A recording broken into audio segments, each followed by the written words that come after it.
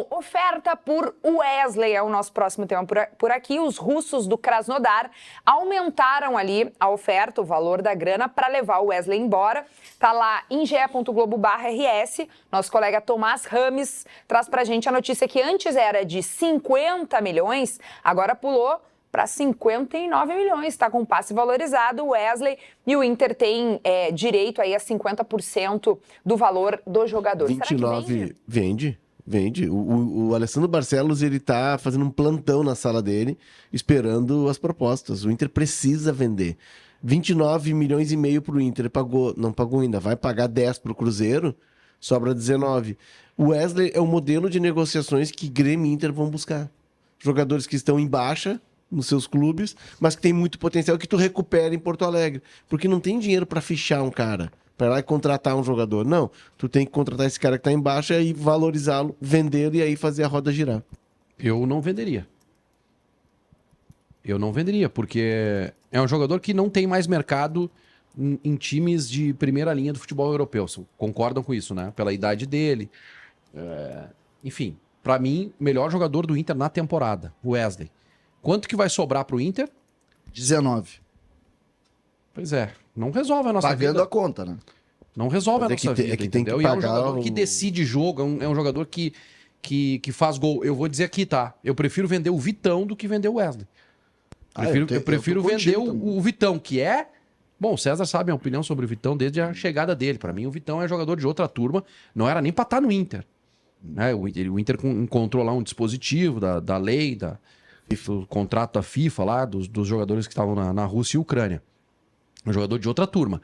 Agora, esse jogador decide jogo. Esse jogador faz gol. Esse jogador dá assistência. Esse jogador foi o melhor jogador do Inter, se a gente pegar a regularidade, em 2024. Como é que nós vamos abrir mão do melhor jogador na Libertadores da América?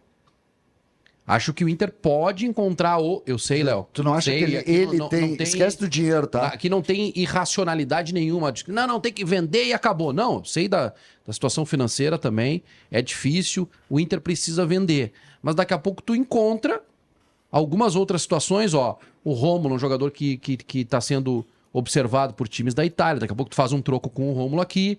Daqui a pouco tu faz um troco com o Vitão. E aí tu não precisa mais vender esse ano. Esse ano que eu digo agora, nessa janela. Empurra pra metade do ano. Dá sequência pro Gabrielzinho, daqui a pouco ele se destaca, vem uma proposta, tu salva a temporada em uma venda. Começar a temporada de 2025 sem o principal jogador seria terrível pro Inter. Terrível. Mas esse é o desafio do Inter, de fazer caixa e ter que remontar o time sem dinheiro. E o negócio, infelizmente, enquanto não tiver um outro formato de gestão dos clubes ou de investimento, vai ser isso. O jogador se destaca aqui, ganha valor e os clubes vendem. O momento de vender o Wesley, se é para vender, é agora. E o mercado do Wesley é esse. É Turquia, é Rússia, é Ucrânia. Ele não pega mais o grande centro da Europa. Até pela idade, né? Já vai fazer 25 anos. O que eu vejo desse jogador, Vaguinha, e aí não tem... primeiro, concordo sobre perder um jogador desse, tu não recupera. Não pensa que tu vai achar outro que vai trazer e vai suprir, assim, com facilidade um jogador com essa característica. Nunca se sabe, né, Sérgio? Mas a lógica é essa. É difícil. Tu vai perder um jogador, o melhor jogador da temporada pra te acertar. Tem um ponto, que é ele, jogador. Bom, mas aí... Não, eu não vejo... Aí eu não vejo dificuldade. Tu chama ele... Wesley, olha só, quanto é que tu vai ganhar lá na Rússia? Será que o jogador vai fazer? Quanto é que tu vai ganhar lá na Rússia pra morar sozinho, isolado lá? Tanto. Nós vamos conseguir aumentar o teu salário aqui em tanto. Te serve? Qual é o nível salarial de um jogador desses hoje? Eu acho que ele veio pro Inter na faixa dos 500. 500. Aí tu tem... Hoje tá 6 por 1, né? Tu vai falar que ele vai ganhar lá... ele ganha aqui 80 mil euros mês, mais ou menos, né? Ou seja, ele vai fazer lá perto de 1 milhão de euros ano, que é o contrato dele lá. Tô viajando aqui fazendo a grosso modo. Esse jogador deve estar indo lá por, no mínimo, 3 milhões de euros. Para ele e para a Rússia. 3 milhões de euros ano. Ele tá indo. Isso vai dar quanto? Isso dá perto de 280 mil euros e ele ganhou 80 aqui. Não. Olha só, tem um negócio aí que... Não acredito nessa diferença toda. Os times russos não podem jogar Champions, né? Não vai ser uma grande vitrine, assim, também. Para ele, dinheiro o negócio, pra ele né? estar indo para a Rússia, e a Rússia está fora das competições europeias. A questão financeira, os clubes russos, que são todos bancados pelas empresas russas, que é aquela história toda da União Soviética, quando se dissolveu, o país foi dividido e criou, assim, oligarcas. E esses caras, por exemplo, o dono que era dono do Chelsea, Abramovich, era o cara da grande empresa de combustível, de petróleo. Então, os caras têm muito dinheiro. Sim. Então, eles têm que compensar. Tu vem, tu não vai jogar as Copas Europeias, mas aqui nós vamos te pagar tanto. O Bitelo foi assim, né? O Bitelo foi assim. Tem muita gente falando aqui sobre o Wesley, tá? Vai vender o Wesley, vai trazer quem? Pergunta o Andrei. Tem gente falando que... o Wesley não deve ser vendido, o Vitão sim. E tem um ponto aqui, esse quem disse foi o Nilson Ugaldi. E o Felipe Mazzali, ele traz uma questão importante, que não esqueçam que o Wesley perdeu o pai agora. Ele não vai querer ficar longe da família. Talvez isso possa acontecer, né? O Wesley é baiano, né? Sim.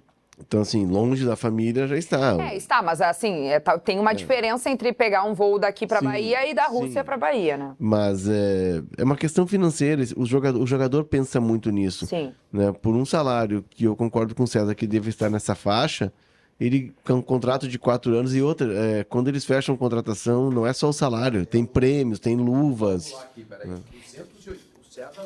O César acha que um jogador brasileiro na Rússia ganha 280 mil euros, vezes 6,3? 1.700. 1.700.000, não paga. Eles não ganham menos que isso. Não paga. Não paga. Na Rússia não paga se isso ele aqui. ganha paga, Vaguinha, paga. Os caras têm muito dinheiro.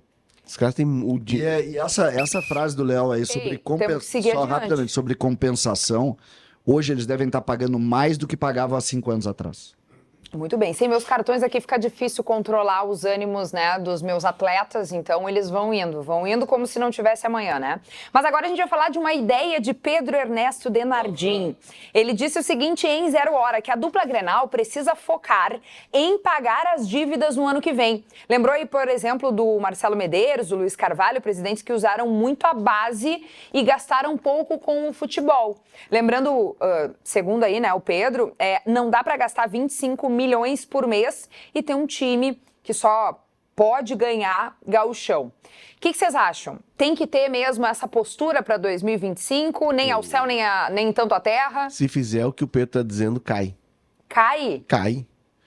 Porque isso foi o Marcelo Medeiros, o pai do Marcelo Medeiros, Gilberto Medeiros, foi presidente do Inter, acho que em 87, ele vem com essa frase, vim aqui para pagar títulos e não ganhar títulos. Era um outro momento, era um outro mundo, não tinha nem internet na época, olha só. Né? A gente tinha que ligar pro telefone discado. Então, assim, hoje não. A coisa evoluiu de tal ponto e o futebol avançou em suas contas e seus números a tal ponto que se tu fizer um time com garotos, primeiro que tu vai queimar uma geração inteira, poucos vão salvar, um time muito jovem sente. O Inter tentou fazer isso em 2016, caiu. O Inter, né?